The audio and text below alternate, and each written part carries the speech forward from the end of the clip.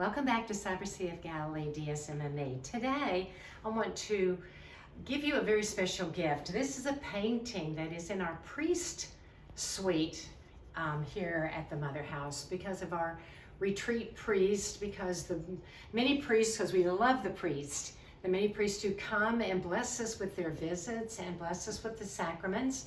But this particular picture that I want to say something about is obviously the coronation of Mary. So Mary is crowned Queen of Heaven and Earth, and here we have Mary, and here we have Jesus giving her the crown. The colors, this of the royal blue representing nobility, and of the red representing divinity with the gold, and then the red and many other aspects of the picture representing martyrdom. That the total gift of all of our lives for Christ, certainly the spilling of our blood in the name of the faith.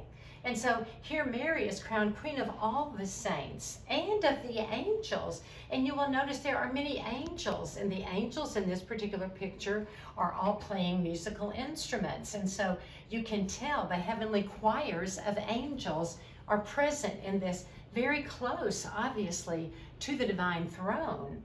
And then as we come down, we see some of the saints. And it's interesting to try to look at this and see, who do we really notice? First of all, I notice St. Dominic. He has the lilies, and we've talked about the lilies representing virginity or purity and chastity. And he is carrying the gospel of St. Matthew and the epistles of Paul. He's our founder as the Dominicans, the great St. Dominic.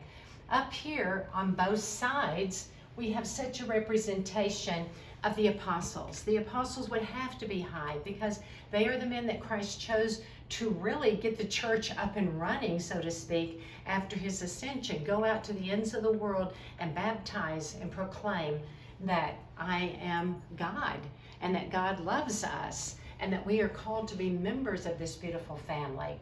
Now as we go down, we still continue to see a few angels here and there, but we see St. Agnes, the little child martyr. She was about 12 years old, the Virgin Agnes, when she gave her life. And she was a Roman citizen, so she had to be taken out of Rome to actually give her life. We see St. Catherine of Alexandria and the rack on which she was martyred for the faith. And we come over and we see a variety of others. We see the great St. Augustine. What is beautiful is he is a bishop, and he has this coming down his back representing the sufferings of Christ, because St. Augustine had a very passionate nature. And he turned it eventually after his conversion, due largely to the effects of his mom's constant prayers for him 33 years. And he converted, and he became a doctor of the church. And he's a tremendous, tremendous saint. One of the greatest, if we can say greatest, or one, because they're all great. And then we have the other Dominicans in here. Here is Thomas Aquinas, and he is shown with his Summa Theologiae, and out from it are coming the divine rays because it was inspired.